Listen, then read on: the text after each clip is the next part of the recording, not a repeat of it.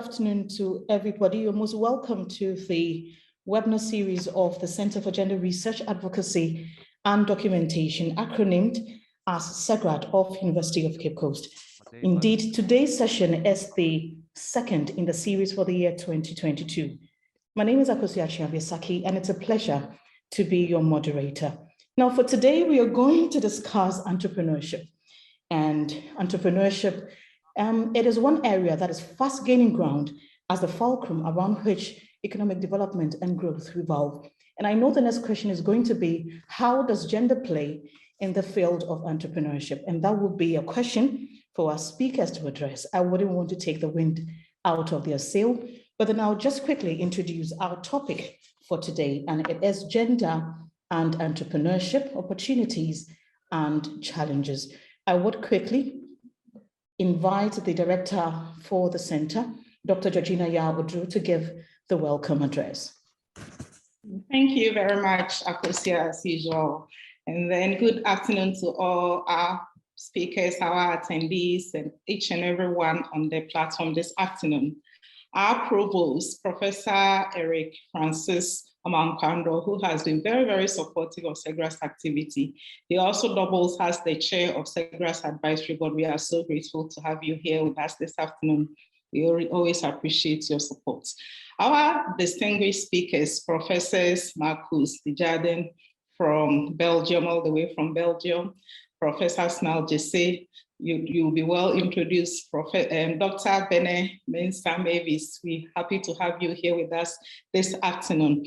Our coordinators at the Center for Gender Research, Advocacy and Documentation of the University of Cape Coast, that is Dr. Teresa Daimununkun, Coordinator for Advocacy and Outreach, and Dr. John Ansah, Coordinator for Research and Documentation. Our research fellows are administrative staff headed by Mrs. Jeanette Arthur, and the team, as well as our technical staff headed by our able Dr. Dorothy Thichiakwa, and everyone, Coleman, and all of you. We really appreciate your time. And then our moderator, the sacrifice has always been, of course, we can't appreciate it enough. On behalf of the Center for Gender Research, Advocacy and Documentation of the University of Cape Coast, I wish to welcome you all to the second version of the webinar series, which was introduced far back during the COVID time in 2020. But this is also the 10th edition for us since we started. And today, as our moderator said, we're looking at a very interesting topic, entrepreneurship. Ghana, and for that matter, West Africa and many countries have been known to be quite entrepreneurial, and women have played a key role.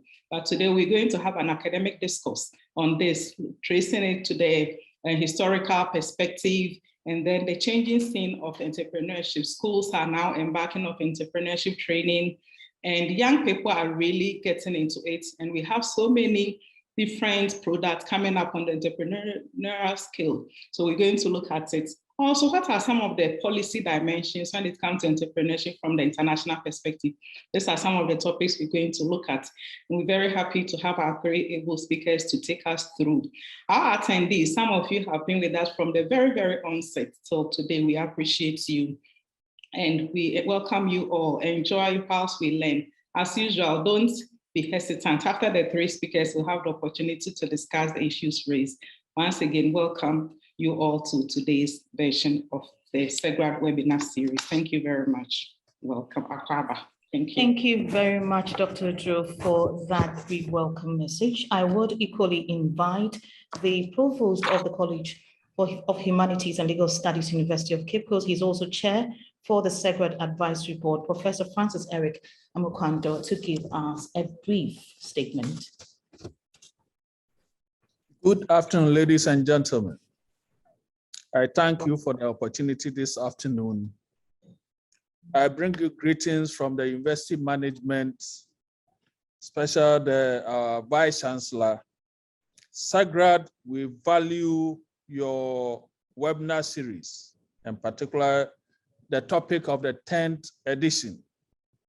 I'll take the opportunity to welcome the director, our able moderator, Mrs. Akosia Saki, our resource persons, and the attendees. I hope that we are going to be treated to a very lively topic, which is at the heart of economic development and nation building. Gender and entrepreneurship, opportunities and challenges. I think we are going to be treated to an important topic, and I pray that we will be active participants so that this series will generate discussion, so that in the end we have valuable insights on the topic. So I thank you for the opportunity, for inviting me, and I wish you the best. Thank you. Thank you very much, Professor Mukwando. We're grateful for your time and for joining this particular session of the webinar series by CEGRAD. I have the pleasure of introducing our speakers for this afternoon, and it's in no particular order. I'm going to start with Dr. Mrs. Mavis Sewabene Mensah. She's a senior lecturer of entrepreneurship and the founding director, August 2016 to July 2020, of the Center for Entrepreneurship and Small Enterprise Development, CEGRAD, at the School of Business, University of Cape Coast. Now, she holds a PhD in Development Studies from University of Cape Coast, an MBA in Small and Medium-Sized Enterprise Development from University of Leipzig in Germany, and a diploma in SMEs Management and Development from the Galilee College in Israel. She is a certified CEFE entrepreneurship trainer. Now, Dr. Mensah has 18 years experience in entrepreneurship, teaching, research, and extension. Some of her research activities have been supported by the German International Development Corporation, that is the GIZ, and the Association of African Universities. She has initiated a number of entrepreneurship projects upon the precepts that entrepreneurship is key to economic development and lasting gains can be achieved through closer interactions among government, industry, and academia.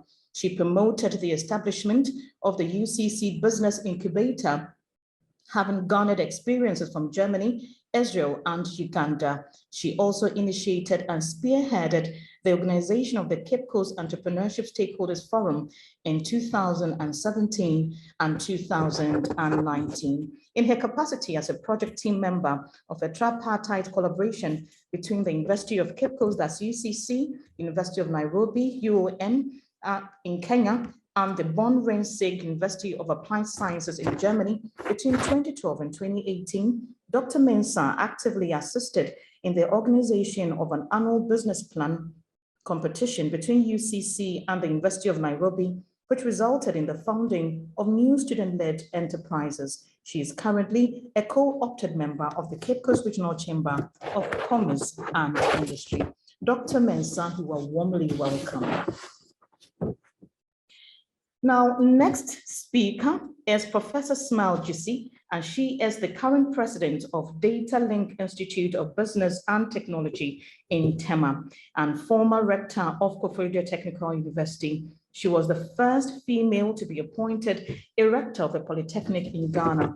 She ably led the transition of her polytechnic into a technical university. Professor Jussi holds a Bachelor of Arts degree in Social Sciences from Kwame Nkrumah University of Science and Technology in Ghana, a Master of Public Administration degree from University of Ghana, and a PhD in Entrepreneurship and Innovation from Swinburne University of Technology in Australia, where she also received an award for the most distinguished PhD thesis. Professor Jussi is the first female to serve as chair of the Vice Chancellors of Technical Universities of Ghana. She has provided consultancy to the DAAD, UNFPA, Commonwealth of Learning, and the World Bank. She champions entrepreneurship education, women empowerment, as well as technical vocational education and training, that's TVET, and was recently selected as a model for TVET by CODVET GIZ. Professor Jussi served on the Association of Technical Universities and Polytechnics in Africa Board as West Africa Coordinator of Women in Technical Education and Development. And the achievements, they go on its tall list. I warmly want to extend my welcome to Professor Jussi. for joining us this afternoon and agreeing to be a speaker.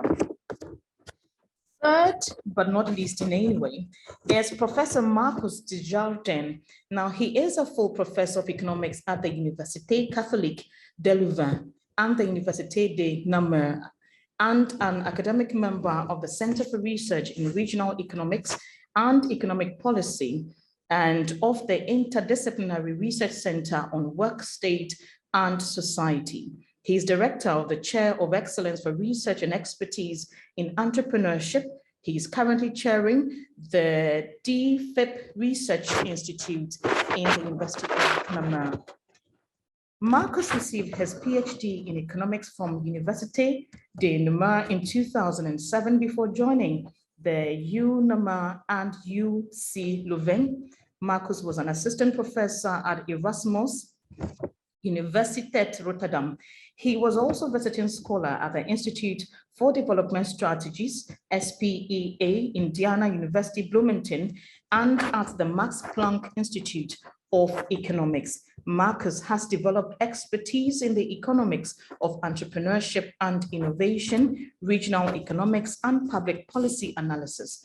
He has an interest in multidisciplinary research design, particularly connecting economics with social psychology. He has published more than 50 academic articles, chapters, and books, being founding editor of the New Economics Papers, thus Entrepreneurship Newsletter, editor of Small Business Economics, and associate editor of the Annals of Regional Science. He is well connected to the international entrepreneurship and regional science research communities and networks. Professor Marcus Desjardins, you are most welcome to this webinar session. Thank you so much for joining us, and this is to our participants. At the right time, the opportunity will be granted for you to send in your questions and contributions, and I would gladly post them to our speakers and also read out your contributions. So we are delving into our discussion, and as I earlier introduced the topic, it is gender and entrepreneurship opportunities and challenges. I will start with Professor Smile Gyasi, the former rector of Koforidua Technical University, Ghana. And Professor Gyasi would set the pace for our discussion by highlighting the historical background of entrepreneurship in Ghana and the place of women in the entrepreneurship space. Professor Gyasi, you have the floor now. Good afternoon, everyone. Okay, so our provost, who has always been with us, the director of CEGRAD Management, and our cherished participants, greetings to all of you. I'm honored and humbled to be part of this webinar series. I'm always happy to be here because it's a platform to learn, to share ideas, and also to share your experience and other issues with the participants. I know you don't play with your time, so let me just go straight to the point before the moderator comes in. Let me just briefly begin with a brief exposition of what entrepreneurship is. Generally, entrepreneurship is understood by the layman as a creation of new ideas and new businesses. But in the literature, we don't have any exact definition of entrepreneurship because of its unique nature. But all attempts, varied and broad, to define entrepreneurship always include the human element. That is human activity to create something new. And what is common to all this definition is that it's interdisciplinary. We can find entrepreneurial activities in the media, in commerce, in science and technology, in academia, politics, religion, what have you. So it's a subject that must interest everyone, and it's a subject or an act that takes one person from one level to a better level. And regardless of all this diverse definition of entrepreneurship, we have 5 major elements in the entrepreneurial process so that we can actually grasp what we are looking at before we go to the historical aspects. The first one is the personal energy, someone's energy and financial means to create something, to create an enterprise or to start something or to add value to something. So a human activity is very important. It's also innovative process. So adding something new to the process, organization, or totally new. So the innovative process, which includes identification of a process and a season opportunity, is very key. Then it also entails organization of existing resources to convert them to a workable or a marketable product. It's also very important that when we talk about entrepreneurship, there's an element of risk-taking in it, because you don't really know the end product, but you must be bold to take a very risk. The risk element is very important. And finally, there's realization of rewards at the end of it. So it could be a monetary reward or fulfillment or anything. So we have these 5 major in it. And what is very important is the person's energy, somebody that initiates all this process. And this person could be a male or a female. But we've always been lumping them in research. You're talking about entrepreneurship, but male and female, we all know we are uniquely different. So the entrepreneurial process too, we bring our unique differences into it. So I really applaud the CEGRAD for making us go into the gendered nature of entrepreneurship. Before you go to the literature, there's little on women entrepreneurship, but thank God now there are a lot of exposition and trying to find out what they like, their challenges, and their experiences and success stories. So before I go back to I go to the place of women in it, a little bit about the critical historical issues concerning entrepreneurship in Ghana. This is an adult task to be done in 15 minutes, but I'll just summarize it because entrepreneurship has been with the socio-economic development in Ghana. So when we want to take all the phases, we're starting from the pre-colonial, the colonial, and post-colonial. That's the era of Ghana. So the first one, when we talk about the pre-colonial, we'll be having, that was then Gold Coast. We'll be having the barter system. So we engage in commerce, entrepreneurial activities. So you have a goat, you can go for somebody's basket, a bowl of maize or corn. You can have fish, then you can go for somebody's cassava. So that's the barter system that used to exist in Ghana. Then when it came to the colonial area, that's where the monetary comes in. Then we have gold and cowrie being used to buy things. And that's why the trade system started gearing up in the Ghanaian historical or socioeconomic development. Because at that time, we have a diverse international traders coming in. We talk about the Syrians, the Lebanese, and engaging in vigorous trading process. But most of Ghanaians, we have just been in our micro and small scale enterprises, farming, fishing, therein, hunting, and small scale mining. But we have people from abroad coming to engage in big merchant entrepreneurial activities. The post-colonial area has not been too favorable to entrepreneurship development at all, because when you go into the literature and history, most entrepreneurs have been vilified and they've always been perceived as engaging in fraudulent activities. So we don't have policies, we don't have laws and things to be able to help them facilitate or develop entrepreneurship. So although we have a lot of entrepreneurs coming working, sometimes we have their assets being seized, nationalized, and all sorts of things. So we don't have, much has not been done, or we didn't have the conducive environment at that time to really develop entrepreneurship in Ghana. Historically, when we talk about educational institutions, development of entrepreneurship, the story is no different at all, because educational institutions, the curriculum and everything has been tailored to be able to produce graduates to fill into their clerical duties, to become civil servants and all that. But there's nothing like entrepreneurship, setting up their own system, setting up their own businesses, be economically powerful, be able to do something to help the nation. Everything has just been working for the government. So we don't have those attitudes. And that's why the attitude was like, if you're an entrepreneur, you must be born entrepreneur to be very forceful, because there's nothing like learning it in the classroom or educational institution. And that has been very sad in the development of entrepreneurship. So even up to now, we are always thinking about white-collar job. When we complete school, we sit down, writing applications here and there because there has not been any educational system. It has not been tailored to prepare us to set up businesses. So that has been the historical development of entrepreneurship in Ghana.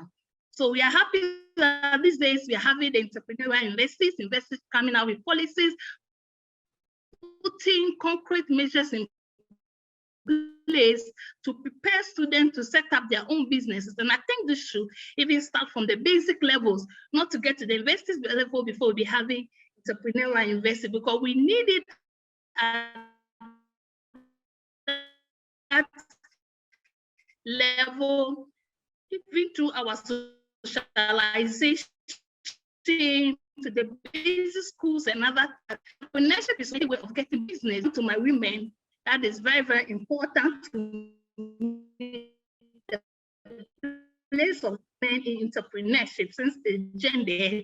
Women in Ghana, since long time I was born, not before that, they are very entrepreneurial. They work in the farms. They do them in a very small scale because of some of the challenges that I'll talk about later. But we have some of the very bold ones like Stankulenu setting up factories, industries to produce a lot of things. We have women, Ghanaian women that have come up to be able to set up big business, but most of them has been on a small scale, a medium scale level. But currently, when you look at the index, and I have a report by the Mastercard Index of Women Entrepreneurship, reveals that Ghana is producing more female entrepreneurs than any other country in the world. So women are not doing badly in the field at all. And I have example like Eta Kofi, Vidana Jarihoni, Joyce Abebio, Shirley Fripo-Mansu. In academia, we have had a female vice. We are having a lot of female vice chancellors now in charge of various departments, provosts, deans, what have you, because we are talking about academia. And I want to say entrepreneurship is not just doing your own business, but it can be an entrepreneur in a corporate organization. That is intrapreneurship or corporate entrepreneurship. So we are having female women entrepreneurship all over the place. Touching on the socio-cultural parts of the women, we have been at a disadvantage. And those women are where they are, they have fought very hard, and they are good mentors for us to know that if they're able to do it, we can also do it. Because naturally, the perception is the place of the woman is the house, and childbearing, we don't have to send a child to school, because when you send your girl child to school, they will just drop out, get pregnant, or marrying. But thank God the narrative is changing now, but that has hampered the development of female entrepreneurship at a high level. Another perception is women should be limited to the small scale enterprises, the selling, the retailing, the farming, the agro-processing. What about the construction business? What about the engineering industry? What about the technology? A woman that is venturing to that place is perceived as being too masculine. And they start advising you, are you sure I'm going to get a husband? Will you be able to give birth? What you are doing, you're not supposed to venture into those areas. And culturally, there are a lot of things militating against women coming out of this field. Before I end, just early part of this year, I conducted a research of female contractors. And they were happy. Some people have been in the field for 20 years, 30 years. Nobody has even spoken to them before. And they gave me a cultural constraint that is existing now, that I was surprised that they'll be qualified, have their money and everything, but they'll not be allowed to work on a portion of a land, because women, excuse me to say, in their menses, can never work on that portion of a land. So you win a contract for a stadium or construction of a road or a bridge. When it turns out that you're a female, then you cannot get a job done because of those cultural beliefs. It's one of the things that is really, really bringing women down. And so that's also some of the courses that we do, we offer in academia, in our universities. You want to do engineering, sometimes they try and finish, and when they get out there, they get to the offices, they say, okay, you're a female engineer, just be in the office and do clerical duties. You can never go to the land, to the field. They can't perceive you carry instruments and other things to be able to work. It's also another huge one. The fact that you are a woman, you are perceived socially and culturally that you're only limited to certain areas. But the narrative is changing. Gradually, we are getting there, but there's a lot we can do when we talk about the policies and also working with our traditional authorities to be able to abrogate or whatever they can do to those laws that women can go anywhere, they can do anything. Also, when we talk about finally access to funds, they think that if you give the women a huge sum of money, they will not be able to manage it. So some of the women contractors informed that they had to let their male contractors front them to be able to get those lands. That is another issue we have to look at. So I'm done for now, and I'll be ready for questions. Thank you very much. Thank you very much, Prof. Graceful, for that very insightful presentation. Before we take the questions, we'll first take the presentation from all three speakers. Professor Jesse is done, and I'll be moving on to Dr. Mavis Bene-Mensah. She is the founding director for CEGRAD-UCC. Now, Dr. Bene is going to look at the changing landscape of entrepreneurship and innovations in Ghana. And she will touch on the entrepreneurial university with UCC as a case study. Indeed, this is in order, thinking of the fact that the Vice Chancellor of UCC, Professor Johnson Yakubu, says he's poised to make UCC an entrepreneurial university. So this just falls in line. So I would invite Dr. Mavis Bene-Mensah to take the stage and give us her presentation as well. All right, thank you, Akosia. I am trying to share my screen, and I hope I can do that. That's fine, we can see it as well. All right, so thank you. So as you rightly said, my duty is to take us through the changing landscape of entrepreneurship and innovation in Ghana. And I'm very happy that Professor GC has set a pace for me. And so on my slides, I was going to look at some key concepts that underpin my presentation. And so I would skip a number of them and move on to look at the theme for my presentation, which is the changing landscape from an entrepreneurial ecosystem perspective. And then I'll end my presentation with a look at the University of Cape Coast as an entrepreneurial university. So moving on to the key concepts, I have, please, do you see my screen? Yes, we do. Yes, we do, Doc. Okay, so thank you. All right, so I'll begin by looking at entrepreneurial opportunities, which constitute favorable set of circumstances that creates the need for a new or improved goods, service, process, or business. I'm going to skip the definition of entrepreneurship because my senior colleague has explained that for me. The same with innovation.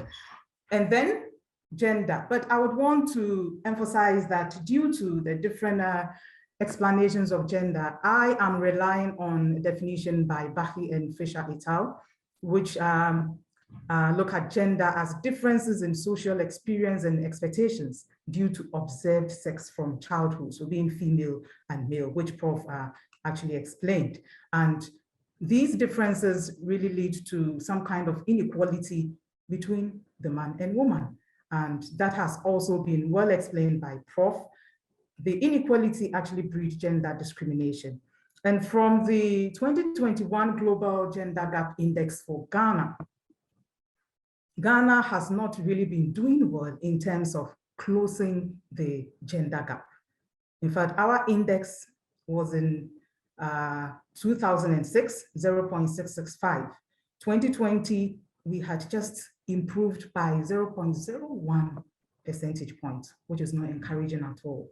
And for the 4 dimensions that actually inform the index, which I have over here, economic participation, education, health, and political empowerment, all the various dimensions experienced improvement, except economic participation and opportunity, which is actually also the place of entrepreneurship. We are actually worse off in terms of our gender gap. 2006, it was 0.753, and in 2020, we became worse off, and the score was 0.598. So moving on to my topic, which is changing landscape of entrepreneurship and innovation in Ghana, I'm situating my discussions within the scope of the webinar theme by looking also at opportunities and challenges from an entrepreneurial ecosystem perspective. An entrepreneurial ecosystem basically consists of interdependent factors and actors that either promote or constrain entrepreneurship. And I would be paying much attention to the factors which include entrepreneurial climate conditions, such as economic, technological, and sociocultural factors. And so looking at our political and regulatory environment, as Prof rightly said, Ghana can boast of an array of government policies. So we have the Coordinated Program of Economic and Social Development Policies, the National Entrepreneurship and Innovation Policy, which is NEIP, among others. Among these policies, we have one which is very current, that is the Ghana Cares or Batampa program, which stands for the COVID-19 Alleviation and Revitalization of Enterprises Support, which is worth 105 billion Ghana cedis. There have also been ongoing tax reforms.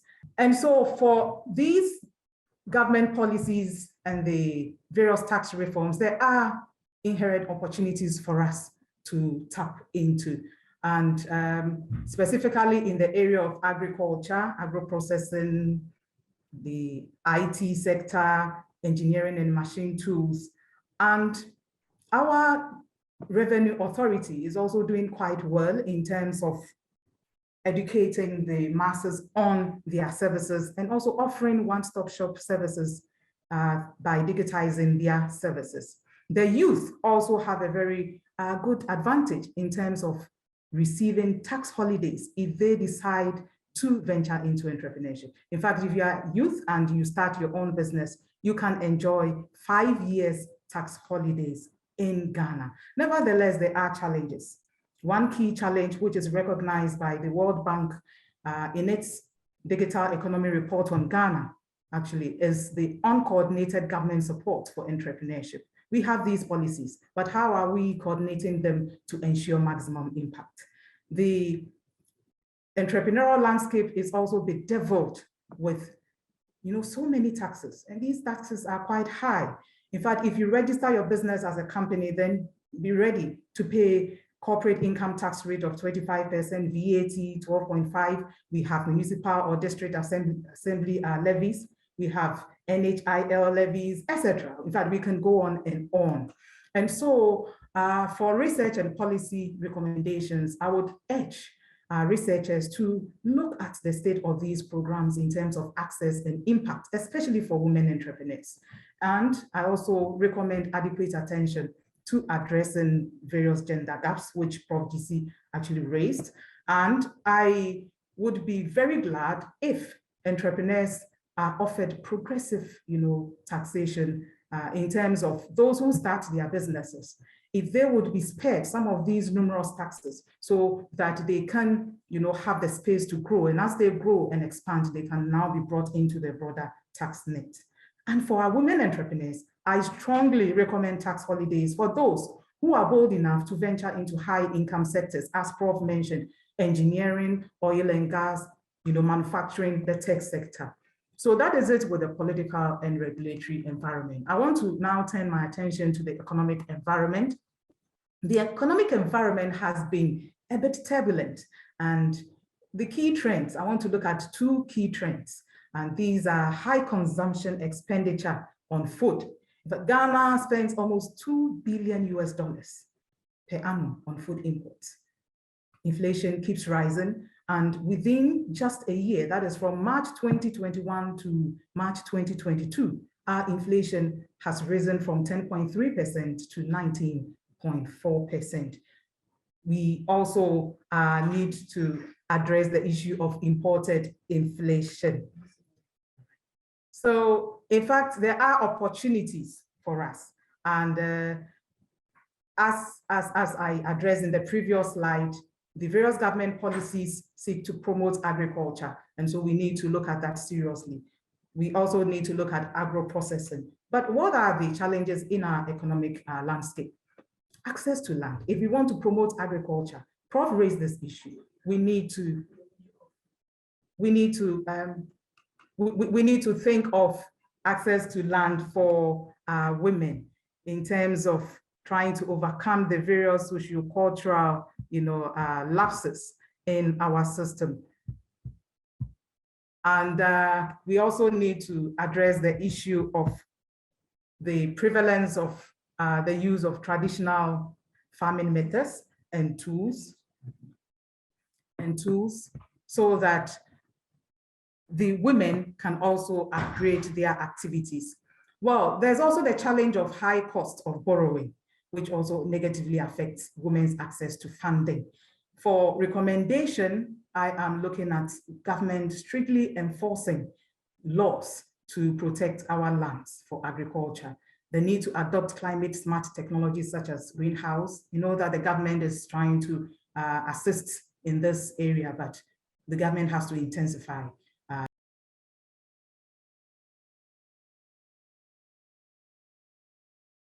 Maize and cassava. These are very critical products that Ghana relies on. Then the government is also entreated to intensify state support for R&D into wheat, in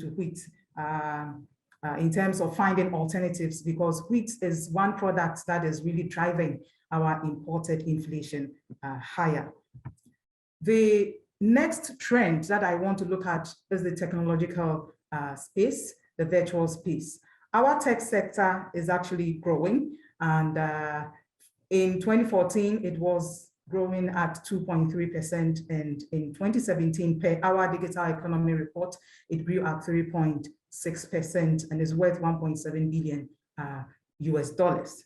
Mobile phone penetration rate is also encouraging, and here we have women who also fully participate in the offer of mobile phone services. 131 SIM cards per 100 inhabitants. The African e-commerce economy is also growing at 40% per annum. And this is good for us to tap into the various opportunities in the digital entrepreneurship sector. I want to stress on the last opportunity on my slide, which is payments. Ghana is still a major cash-based economy. And so this presents us with opportunities to develop innovations to transition us from such an economy to a cashless society. Nevertheless, there are challenges. Digital divide, still our mobile phone penetration rate is 68%. And in fact, our gender gap, mobile phone gender gap, tripled in actually between 2008 and 2017.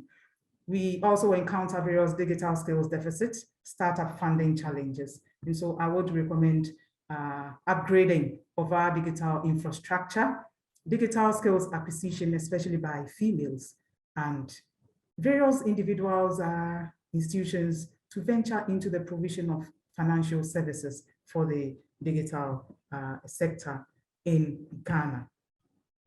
The last entrepreneurial ecosystem environmental factor that I want to look at is the socio-cultural environment. In fact, there's an interesting trend going on.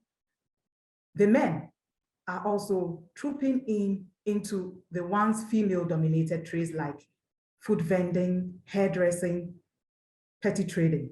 Another major trend is that our economy has a very large youthful population. About 60% of the population is below 25 years, which is good for us. However, our unemployment rate is high. In fact, 2022 experimental data by the government statistician puts our unemployment rate at 49%, which is quite high compared to ILO official data of 13.4, meaning there appears to be an underestimation of our unemployment rate in our records. Nevertheless, there are opportunities for us to tap into. Male flight can be looked at from a positive perspective, whereby male and female entrepreneurs can collaborate through joint ventures, strategic alliances to really make the most out of these opportunities. Youth entrepreneurship training and skills acquisition becomes very, very important for us as a nation to be able to tap into that powerful, large youthful population. Then there's also the need for us to tap into the large, unemployment populace in Ghana. Industry then has the advantage of, cashing in on the pool of affordable labor. Some key challenges, in fact, I want to highlight only two, and these are stiff competition and dwindling opportunities for female entrepreneurs in Ghana due to the male flight and skills mismatch. But what can we do through research and policy? We can look at training women for integration into high income sectors such as engineering, oil and gas, etc. There's also the need to improve upon our educational curriculum. We need to try and focus on industry and national development needs. I also recommend a national entrepreneurship education and skills development policy and fund. And here, in fact, we need to place emphasis on infrastructure for incubation of student enterprises, the provision of seed funding. We heard Professor GC actually mentioning the challenge that, in fact, we have not been doing well in terms of entrepreneurship education and training. And this is why I'm recommending this.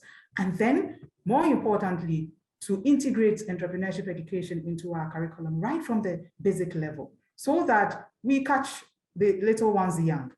They get to the university, they are well prepared, and they complete their national service and look at entrepreneurship as a viable means of livelihood, instead of leaving them so that they graduate and after national service, we have a lot of them unemployed and think of joining the Graduate Unemployed Association of Ghana. So that is where I would end on the changing landscape of entrepreneurship in Ghana. I want to turn my attention briefly to the University of Cape Coast as an entrepreneurial university. So what is an entrepreneurial university? An entrepreneurial university is basically one that actively engages in the third mission of universities. And what is that third mission? It basically involves outreach, extension services, and more importantly, knowledge exchange and technology transfer from the university. So the University of Cape Coast as an entrepreneurial university, I started with a little exposition on what an entrepreneurial university stands for.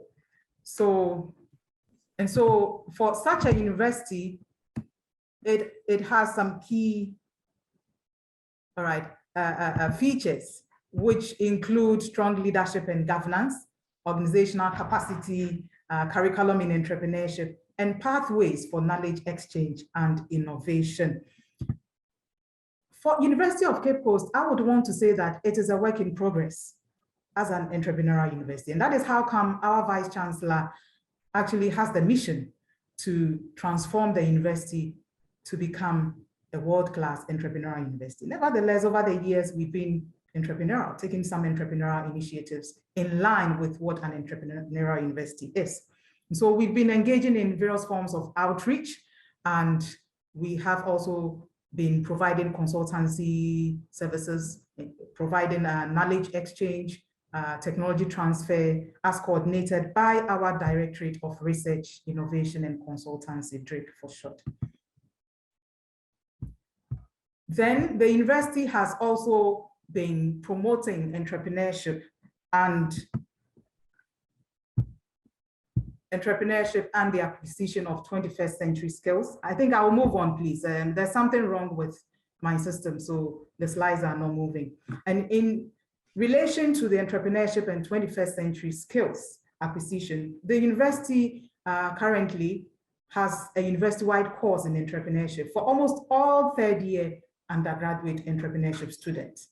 We also have MBA, MCOM programs in entrepreneurship, and even a PhD in business administration with specialization in entrepreneurship. All undergraduate students also undertake critical thinking and communication skills, which are very important 21st century skills. The university also promotes business incubation and entrepreneurship through the various outfits, such as the UCC Business Incubator, Technology Village, which is actually domiciled in the School of Agriculture, and the D-Hub, which is the Design Thinking and Innovation Hub, which was recently launched by our Vice Chancellor. The university, besides its core mandate of promoting education, also offers value to society through the UCC group of enterprises. How do we consolidate these existing initiatives for higher impact in the future? The university management, that is the Vice Chancellor's office, is currently promoting the development of an entrepreneurship policy for our university. And we are also continuously restructuring our curriculum to embrace more 21st century skills. And there are plans to establish a research and industrial park. Currently, a committee has been tasked to develop a proposal. And it is my hope that when that proposal is ready, we would really receive the necessary financial backing from industry, government, wherever, to make the park a reality, because that is where the university intends to really promote technology transfer for industrial innovation. So in conclusion, I would say that current trends offer numerous opportunities for entrepreneurship and innovation in Ghana. Nevertheless, in order to build the confidence of the masses to tap into the opportunities, there must be a supportive entrepreneurial ecosystem for transformational entrepreneurship to thrive. And promoting women's entrepreneurship in high-income sectors is a necessity. Ghana needs well-coordinated research, innovation, entrepreneurship education, and skills development policies to promote skills-based entrepreneurship education and to intensify research, knowledge exchange, technology transfer from entrepreneurial universities to industry. And these policies should be backed by gender-sensitive budgetary support. On that note, I say thank you for listening. Medase. Vielen Dank, merci beaucoup. Thank you very much, Doc. We're grateful for that insightful presentation as well. So to our participants, we have taking a look at the historical background of entrepreneurship in Ghana, the place of women in the entrepreneurial space, and then we have also looked at culture and entrepreneurship, the concept of entrepreneurship in society. And then we moved on to look at the changing landscape of entrepreneurship and innovations in Ghana. And we have looked at entrepreneurial university using the University of Cape Coast as a case study. Now we're going to look at its entrepreneurship from the perspective of international policy dimension. And I'm going to invite Professor Marcus Desjardins to take the space now. Yeah. Thank you very much. You're most welcome. Thank you very much for this invitation. I'm very pleased to be here and also very honored by this invitation. So I will try to stick to 15 minutes for my presentation. I will share my screen. So now, normally you should see my slideshow, yes? And you see it moving as well? Yes, we do. We do Okay. see it move. Okay, thank you very much. My talk is about international policy dimension of entrepreneurship, but you will see that first I will also develop the basic concepts. And so I would like to have my talk around 3 points. First, I will discern the topic according to entrepreneurship, gender, and policy. I will also develop the idea of entrepreneurship policy, and then finally, the third point will be based on some international observation, and also I will develop some recommendations from a recent report that was published by the Group of Women and Entrepreneurship Policy research project. So discerning the topic, it's about entrepreneurship, and entrepreneurship is not a fixed concept, even if we could fix it quite easily now, more easily now than 30 years ago, I would say. And Professor Zizi has also define it, and you will see that we could easily do an overlap between the two definitions. Then I will go for a definition of policy, very short one, and a distinction, and gender. But basically we are interested in the in the intersections of three domain, entrepreneurship, policy, and gender, three concepts. So entrepreneurship could be seen as a heffalump, and I like this citation of I don't know if you know Winnie the Pooh. It's a novel by Alan Alexander Milne, and you have the heffalump character in Winnie the Pooh. It's a large and very important animal in the novel, but it's a bit like the entrepreneurship and the difficulty that we had to define precisely what is entrepreneurship about. And the heffalump was so the animal in the novel that many people said that he have seen the heffalump, and but the heffalump was never caught, and so everyone was disagreeing on the particularities of the heffalump, and the search goes on. So even if we now have some definition of entrepreneurship, we are still doing some research, and from research to another research, the entrepreneurship definition could vary a bit, and in particular, the definition could vary if you are more an economist or more doing management studies, and I'm an economist, and I like very much this definition by Wennekers and Turek. What is entrepreneurial? What is entrepreneurship? And they define it as the manifest ability and willingness of individuals on their own and in teams with an outside existing organization to perceive and create new economic opportunities. This is nice because you see that you could have intrapreneurship, so developing a new project, a new activities in an existing company, and you have also entrepreneurship in this definition, so creating a new organization. But this definition is also compatible with what I could call the classics in entrepreneurship literature. And, you know, in terms of functions, what are the functions of entrepreneurship? You have Kirchner in the literature that is developing the idea of entrepreneurship is contributing to efficiency. You have Schumpeter, entrepreneurship is contributing to innovation. And Frank Knight. Are you by the left or right? Frank Knight is developing the idea of entrepreneurship is bearing the uncertainty being a bit different than a risk that could be assured by an insurance company. So the job of the entrepreneurs, according to Frank Knight, is to bear an uncertainty that are associated with also some business that are valuable also for the society. Given this definition, so what about solo and self-employment, and what about informal versus formal sectors and activities?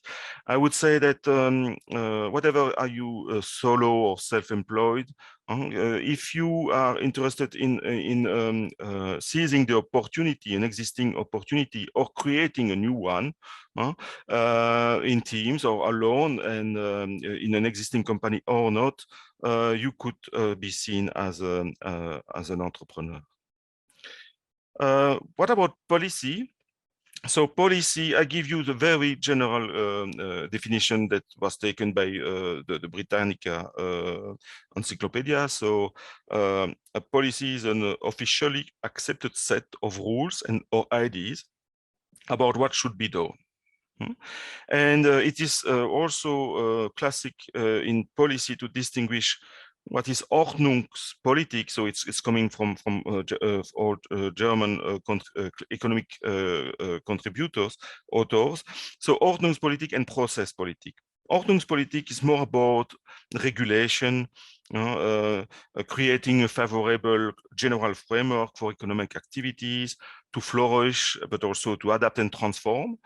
And Prozesspolitik is more a direct intervention by the policymaker, and a direct intervention affecting price, cost, and process in general terms. So what about gender? So Professor Mensah gave some definition. I took this one, so this one is from the European Institute for Gender Equality. And so gender issues, because I will develop more the idea of issues than gender by itself or gender studies. Gender issues include all aspects and concerns related to women's and men's lives and situation in society, to the way they interrelate, their differences in access to and use of resources, their activities, and how they react to changes, interventions, and policies. Okay, and that's nice also because you have an explicit link with the policy issue. Yes, so I think it's important also to keep in mind that these three domains, entrepreneurship, policy, and gender, three concepts, could be interrelated at different level. And so I think that it's important to see this interrelation between local to international and global level. Also, Professor Mensah was mentioning entrepreneurial ecosystem. And I think that really this entrepreneurial ecosystem is a nice concept and an important one, but in a sense, it could also be seen as a Russian puppet concept. So you could define an entrepreneurial ecosystem very local at the regional level within an existing country, at the country level, or even at a higher level. And this is not without forgetting discussing the vertical and horizontal relations between entities. For example, you can think about the relation between regions of a country. Entrepreneurial ecosystem at the regional level could also interact from region to region or from country to country and so on. So this is for mentioning horizontal relation, but you have also to mention vertical relation, and in particular when you are introducing policy into it. For example, if I take the European Union example, you have some policy that are defined at the national level, but you have also some directives and insights coming from the European Commission and rules from the European Commission. And you can have some vertical relation from European Commission to the states, the member states, but also to the region. And in a way, you could also have some shortcuts. For example, the European Commission addressing some comments directly to the regions. Normally, the regular way to do this is to address something to the member state, or the inverse, some region doing some lobby to on the European Commission. So this is to introduce some complexity, if you want. I don't want to give you a too much linear exposition. If we refer to now reality is much more complex than in general we describe it at distance and with a more theoretical point of view. This is the second point I would like to develop, is entrepreneurship policy. I take this from a book that was published by David Aldrich, Isabel Grillo, and Roy Turek in 2007, so quite a long time now.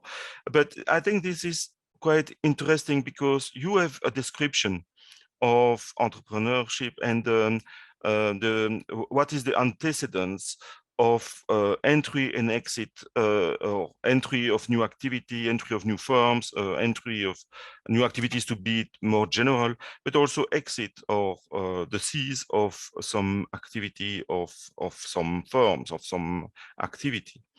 Among the antecedents, you could find more the demand side, opportunities that are existing, opportunities that are created also by technical progress, for example. And here you have more the supply side. So entrepreneurs be linked to the occupational choice model. I can be an entrepreneur, but I could also decide to be a worker, to be paid for my work as a salary worker. So and together you have the supplies and the demand and the supply side, and from this we can so derive the matching and the selection into entrepreneurial activity. And this is also, this figure is also mentioning that you could be in a case of a situation of too few or too many entrepreneurship. But I like this. I like this because you see here the cycle with the G, and this G is mentioning that all the situation where you could have a policy developed. And you see that in this process to get some new activities and entrepreneurial dynamics, you have several points of entry for policy, and it is quite complementary, I think, that to the contribution of the Professor Zizi and Mensa that we had. You see that indeed you can intervene by increasing the capabilities or the skills of the population and the youth in particular.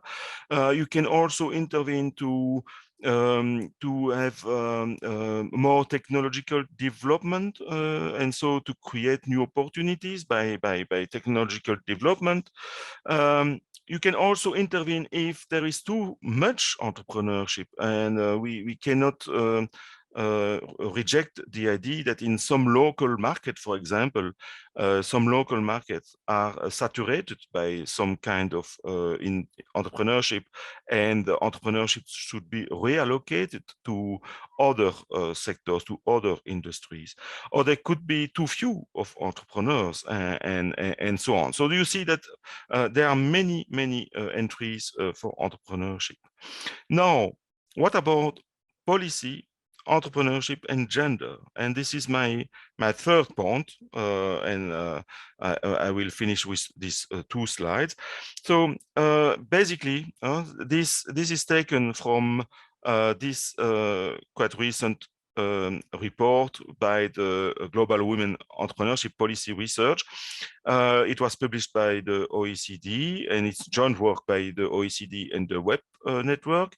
I can encourage you to have a look at this global website, where the network is also showing some results and some activities.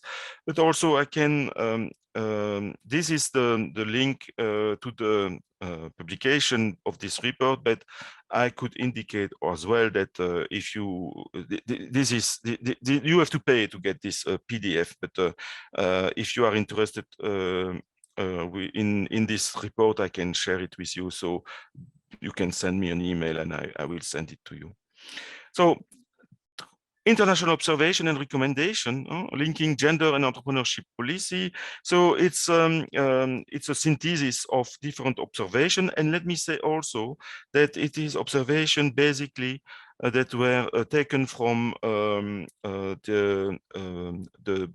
member of the OECD.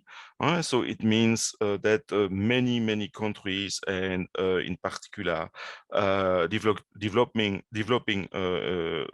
countries are not in this report, but there are still some lessons to be derived from it, and I think that you will recognize some of them.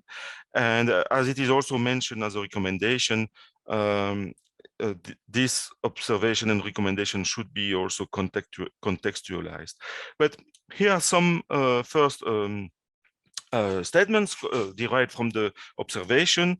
So we can say that there is a gender gap in entrepreneurship, but it has reduced over the past 20 years. For the OECD countries, we should mention that the share of women in entrepreneurship, and in particular social entrepreneurship, is increasing, but also because the share of self-employed men that are self-employed is also decreasing. But there are also increasing gaps, and in particular for women that are employing people. So mainly it's the gender gap is decreasing, but not strictly because entrepreneurship is gaining importance within the female population. We should mention, I don't know at all how much Ghana was hit by the COVID-19 pandemic, but there is a risk of reversing gains in women entrepreneurship, in particular because the sectors that were hit and also locked down because of the pandemic are sectors that are mainly important for women entrepreneurship. Think about personal services, retail, tourism. It is also to be mentioned that traditional gender roles exert negative influences on women entrepreneurship. Think about the family task that are relying on women's shoulders. It's time that you could not have in developing your activity if you do not have some help from your husband. So women entrepreneurship policies are well established in many countries. This is also an observation. There is really a gender supporting policy.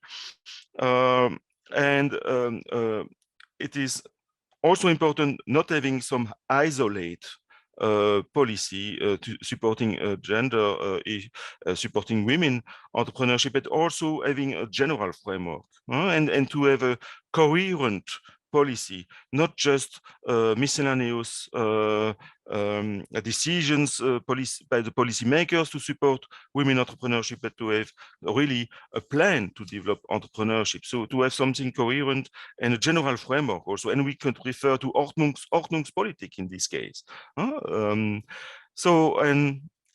My last slide is saying that it's important. One size does not fit all.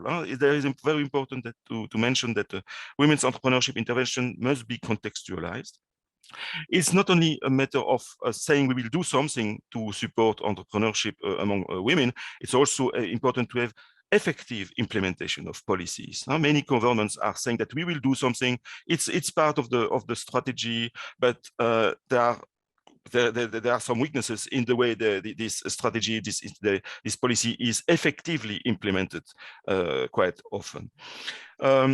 It was already mentioned in the case of Ghana by Professor Mensah, but greater efforts are needed to address gender gaps in entrepreneurship skills.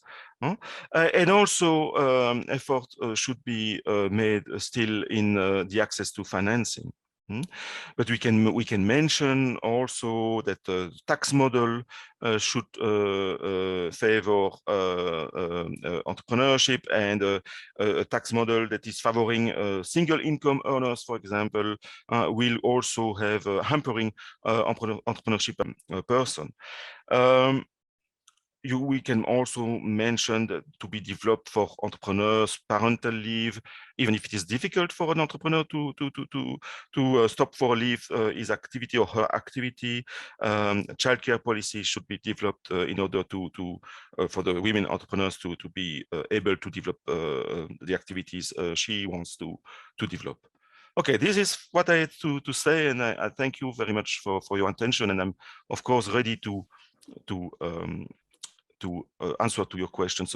Right, thank you very much, Professor Kushavdin. We're grateful for your presentation as well. So at this point, we're going to have some discussion on the three presentations we've had, and I will start with some questions that have been posed by our participants, and the first one is coming from Dr. Alice Nsia. And this goes to Dr. Mensah. You were talking about reforms and some tax holidays and all that in your presentation. And Dr. Nsia is asking, are there any tax reforms for petty traders who we have the majority being women in Ghana? Thank you, Akosia. In fact, for petty traders, there hasn't been any major tax reform. But then there is a little advantage on their side. For them, majority of them do not register their businesses as companies. And so they then do not have to pay, for example, the CIT, corporate income tax, and all the associated taxes. Nevertheless, they have to pay the municipal or district assembly, levies and other levies that are charged by their local administration. And so for petty traders, I think they are quite safe in terms of the taxes that they have to pay. All right, thank you very much. We have another question coming from Kenneth Boateng, and it reads, please, does contextual conditions matter in classifying women practices as entrepreneurship? Asking this because experience from my research on women canoe owners, otherwise fish mummies, have shown that gender ideologies inherent in their respective fishing communities have impacted the classification of the activities as entrepreneurial, rather just a diversification. I would like to know whether entrepreneurship is synonymous to diversification. And Professor Jesse, I would love for you to take this question. Thank you very much. To start with the diversification, we have diversification in entrepreneurship, but we can't say it's synonymous. Before it to be an entrepreneurial activity, then we must have the elements like there's something new in it, you're adding value to something, and all the elements must be there. We have some diversification that are not entrepreneurial activities. The contextualization of gender or entrepreneurship is very, very important, because we really need to study whatever you are doing, and that will help you to improve upon it or add more value to it for higher rewards. So the example that he has given, if you really study into what the women are really doing, and with the issues that can come out to help them, maybe equip them with much more skills and knowledge to be able to perform better and have greater yields in the area. So it's extremely important that we look at every enterprise in its context. Right, thank you very much, Professor Jesse. There's another question that is bordering on progression of entrepreneurs from informality to formality within the Ghanaian space. But I'll go to Professor Desjardins to ask him if he thinks that entrepreneurship is the only sure way for development, let's say for developing countries or less developed countries. Is their development or economic growth hinged totally on entrepreneurship? Yes. Yeah, if I react as an economist, I would say entrepreneurship, the entrepreneurial function, is necessary for growth, but also more fundamentally for development. And for change, and for the transformation of the society. Yes, there are different ways for this function to be activated. It could be by new firms, but it's also be the case with existing firms that are transforming their activities. So you can have employees that are in charge of change and development of new product, new services, but also new processes that may be more environmental friendly. For example, technology that are more friendly for the environment, for the context. So there are different contributors of development. So it's not only about new firms and creating new firms. It's also a matter of existing firms. Now, it's also important to have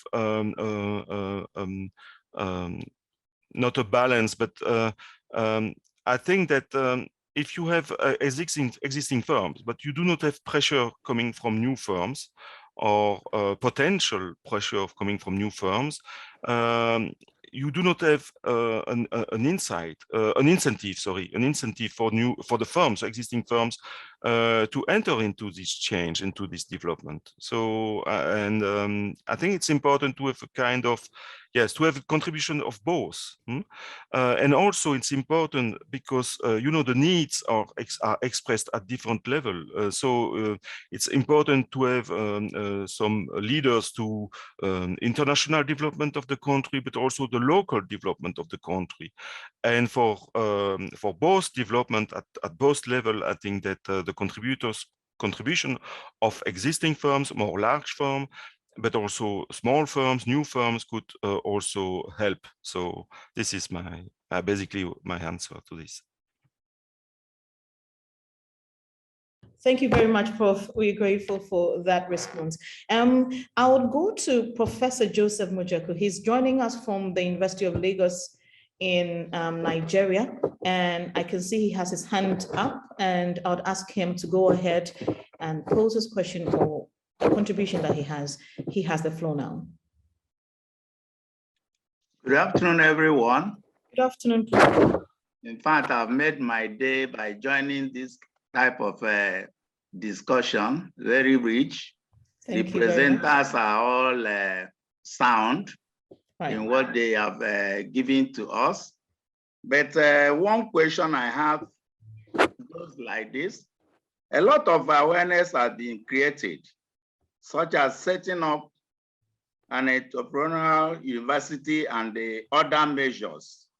But I listened attentively. I've not heard or seen any of them mentioned measures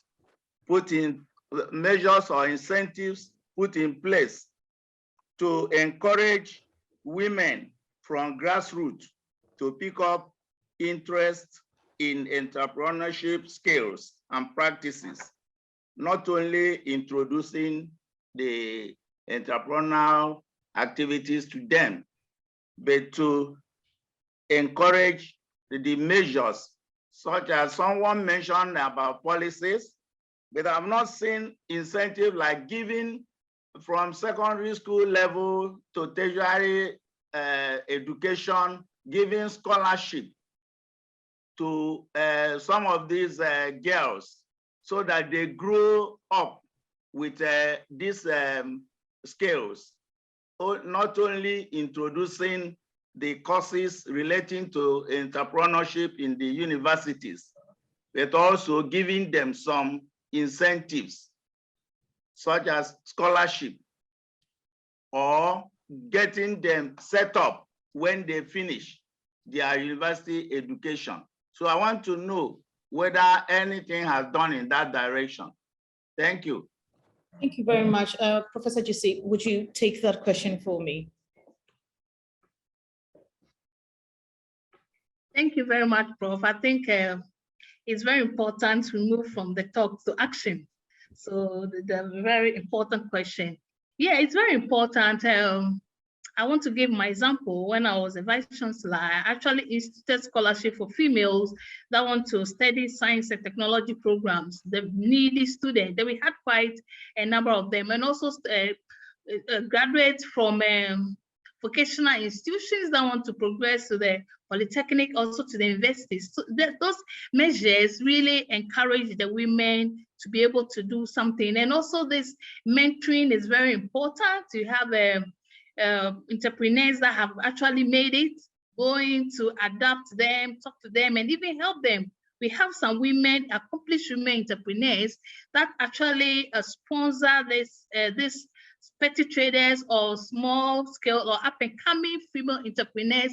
Financially, they technically guide them and give them money, but that is the very low level. So if you're able to have those, is a policy, or be able to talk to accomplished women to be able to help the women come up, that one too is very, very useful. So that the policies, we have a lot of policies, we have, but the implementation and the practicalization is the issue. That one, we all have a lot to do about it.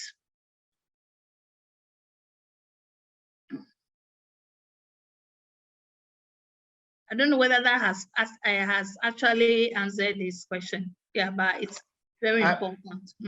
Yeah, you have given insight, but I'm still listening to hear that some of the girls have been picked up from the secondary school level to sponsor them and expose them to all these skills while they are in universities, supporting them with scholarship. Even if you are picking 10 annually, by the time you have 5 years, they are growing up and they will pass the message to others. Exactly. So yeah, briefly, we need to do more. As I said, it's done at a very low scale. We need to do more. I know GMPC also gave us some scholarship to some females, but we have to do more. We need to get much more interested in helping the ladies. Thank you. All right. So thank you very much. Prof. Mojaku just wants to see the concrete steps that have been taken in ensuring that females are supported in the field of entrepreneurship, I believe. Joanna Isuman, I see your hand up and I believe you'd want to contribute. So you have the floor as well. Thank you and good afternoon. Good afternoon. Yes, I really appreciate the submission by the presenters. I think it's been insightful, but I wanted to add to the contribution from Dr. Mensah, where she was talking about the D-Hub thing in the University of Cape Coast. I think it's a very good initiative and I think it's going to help. But then I think it's more theoretical and this entrepreneurship should be practical. I once was at SDA College of Education and I saw something and I think it's good.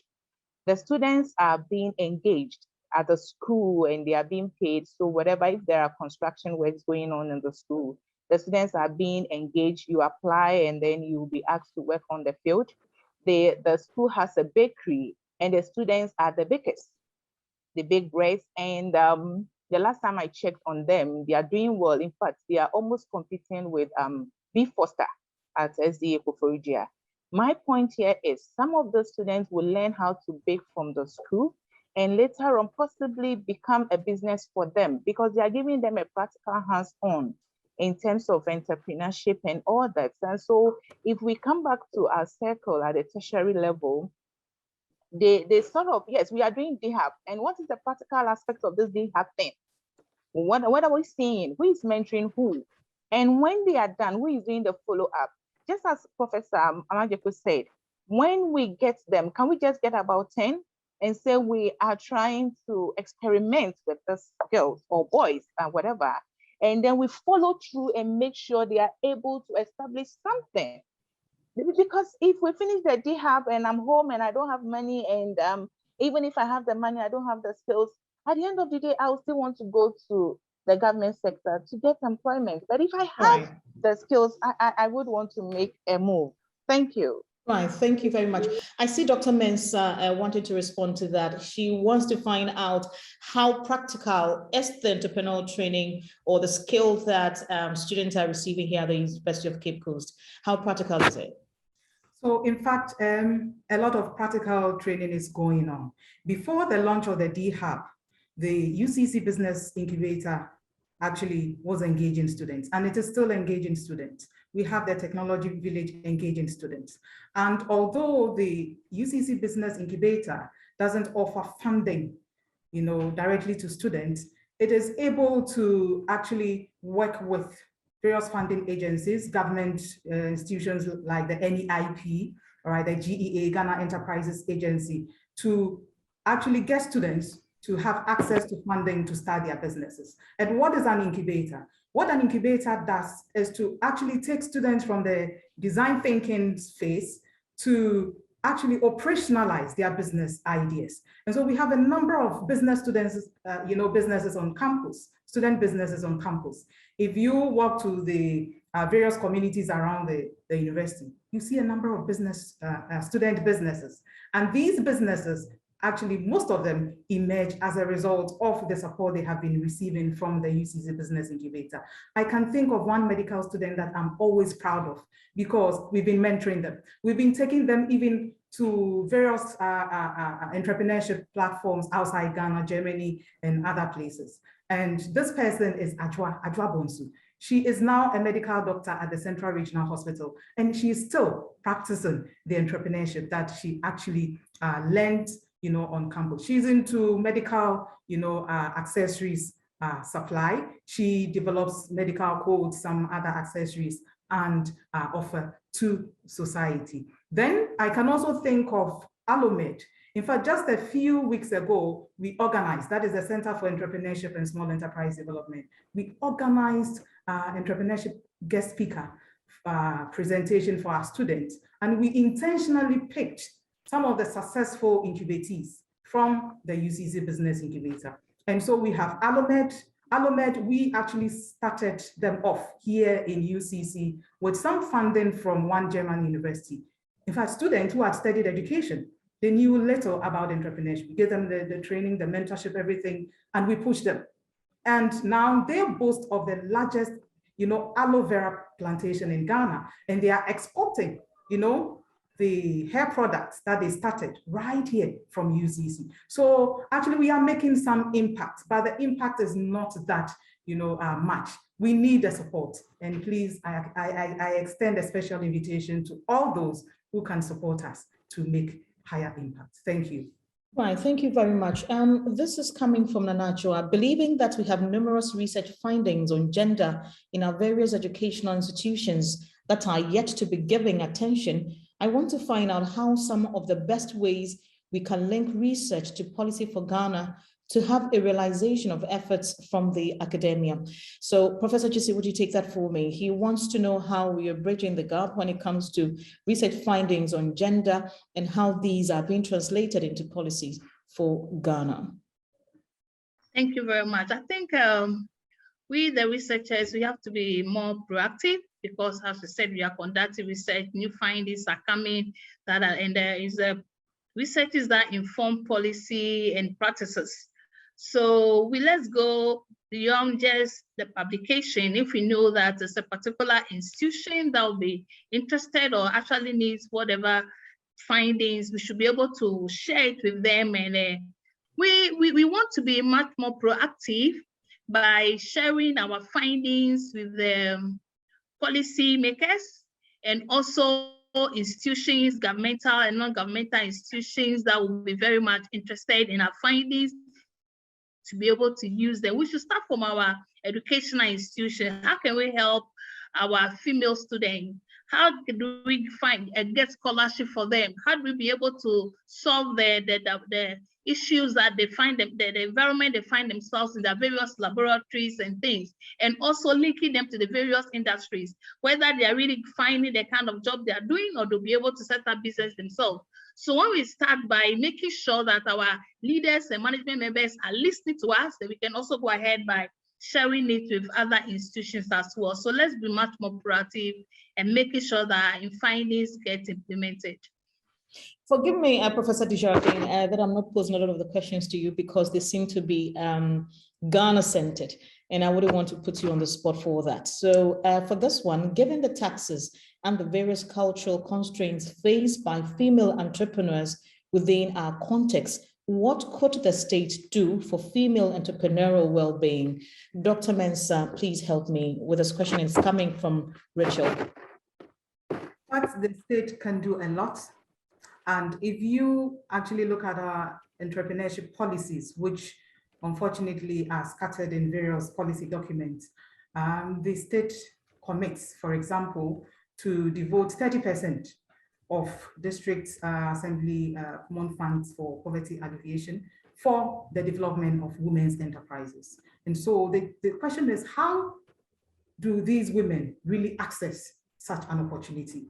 We don't even know the state of these interventions. So we need to really research and work with our policymakers to make sure that these interventions actually reach the women. And other means of helping our women to improve upon their lot would be capacity building. In that respect, I would also want to say that my center, that is the Center for Entrepreneurship and Small Enterprise Development, has been working with some development partners, such as the Rainforest Alliance, to at least train some farmers in the Kakum National Park catchment area, cocoa farmers, to equip them with some entrepreneurial competencies, some alternative livelihoods to ensure that we improve upon their activities, and also the activities would in turn help them to better their lives. And so this is it. The policies are in there, but we need to make sure that we implement them and they work for us. Right, thank you. Professor Desjardins, I see your hand up. Yes, thank you. Just to mention that there is some research about the idea that entrepreneurship is not only about developing the business you have created, or the business that are employing you as an entrepreneur, but entrepreneurs could have also a contribution in transforming their context. And so it's if the context is not favoring the development of your business, you can also try to associate with other entrepreneurs, so other female entrepreneurs, for example, and to ask the policymaker to make the change. So they could also try to contribute in transforming their context. So it's the context and the policy is not something that is given in any case. It's also something that you could transform. If the policy is not adapted, you can say that and also express some ideas to make the policy better for your company, for your business. Right. And the research is done in particular by Marianne Feldman in the US. She was introducing this idea basically, and this idea could be found now in other research. All right. So before you go, Professor Desjardins, I want to find out from you, do you think that digital technology plays a key role in entrepreneurship? Yes, I would. Yes. Yes, okay. I think so. So if it does in a space like within the Ghanaian context, where I would say that a lot of women are not exposed to this, technology and all that, how do we support them to get these infused into their entrepreneurial activities? Yeah, it's a technology that that become now pervasive, the digital technology. So I guess this technology is now well present also but for different purpose in the hand of young female at the secondary school or later. And I think that yes, most is already be done to diffuse digital technologies, but now the most is to make from this technology something that is valuable into entrepreneurship, not as a consumer of services that you could find on your smartphone, but also to be a producer and to use this technology to produce something that is valuable for your local and more global market.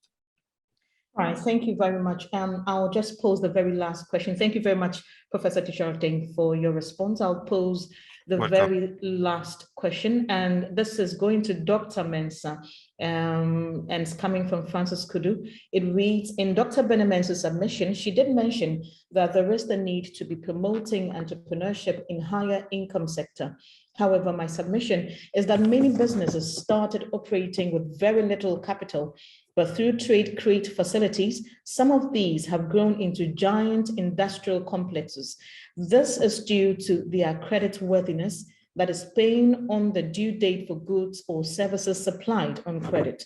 His question then is, how do we support our women or female students, most of whom do not have collateral security, to get loan from banks to expand their businesses? Thank you, Akosia. In fact, access to funding is a major challenge, especially for women entrepreneurs. And if we want to promote entrepreneurship among women, then we need to look at it seriously. So how can we go about this? One major suggestion I made during my presentation is to, for example, relieve women entrepreneurs of some of the numerous taxes. So that is one way, so that they can then save the little that they are able to make right from their humble beginning and use that to grow their businesses. Other alternatives would be crowdfunding.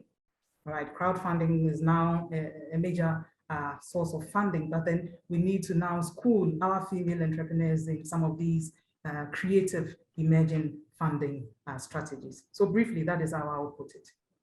Right, thank you. We have actually run out of time, and the discussion or this particular session has been quite interactive and interesting. I would give the opportunity to the Provost of the College of Humanities and Legal Studies, Professor Mukwando, if he's still on the platform, to give us a few words, and then I would go to the Director for the Center for her closing remarks. Professor Mukwando, you have the floor. Professor, thank you very, very much for the opportunity once again. I think we have been fed. We are enlightened on the topic, gender and entrepreneurship. Our take-home message, there is no one size fits all. And we have to think of the context. Entrepreneurship is contested concept. We need to think of looking for tax holidays for entrepreneurs, especially women. Challenges facing our women entrepreneurs, particularly in Ghana, relating to they getting to the field, the fear of they unable to handle huge sums or amount. Entrepreneurship can take any form, and I'm happy that I can call myself entrepreneur. We heard of corporate entrepreneurship. So wherever we find ourselves, we can serve as entrepreneurs. Marcus mentioned that we can be facilitators, we can lobby for entrepreneurship, entrepreneurs, and we'll be playing a major or vital role. We heard of entrepreneur ecosystem. Now, we know that entrepreneurship is interdisciplinary. We can look at it from diverse angles. The provision of incentives for entrepreneurs, particularly women, in the form of scholarship and setup. Then finally, we say we should move from the talk to action. These are some of the key words and messages that we need to take home. On that note, I'll take the opportunity to thank our resource person, Professor Jesse, Professor Marcus, Dr. Mensah Bene. We thank you. You have fed us. We are enlightened about the topic, and we are going home very happy. Our only one moderator, Akosua, we are proud of you, and we say well done. I hope that you will continue to support CEGRAD. Anytime that we will call you, you will respond. Our participants or attendees, I looked at the participation, still it's around over 38. It seems that we have been very active. The questions that you asked were very vital, sensitive, thought-provoking. And we hope that you continue to participate in the CEGRAD series. I thank you for the opportunity, and our resource person, we say, Ayiko, thank you. Thank you very much, we're grateful. Dr. Drew. Yes, definitely. After Provost has spoken, we have an adage in Akan that when an elder speaks, there's nothing more to be said. But I just want to add my voice to thank especially our speakers, especially Professor Marcus Ijarden, because we know he's a very, very busy person. And then when we started arranging the time, he availed himself. And he added that I'm going to do this on a pro bono basis. Prof, we are so grateful. Professor Jesse, you've always been with us. This is your second time on our series. And the encouragement behind the scenes, we can't appreciate you more. Dr. Bedemensa, you are one of us already, and we really appreciate it. So I know our time is fast spent, but I'm just adding my voice to all the appreciation. Our attendees, there are some of you who have been with us from day one, and we appreciate our technical staff. Without you, we can't move this. Behind the scenes work is always the most difficult, though they are never seen. We appreciate you, and then our moderator as well. And I want to say that, yes, definitely there's a gendered experience when it comes to entrepreneurship, and the COVID phenomenon really enlightened it. For us, most women folded their businesses because they are sole proprietors.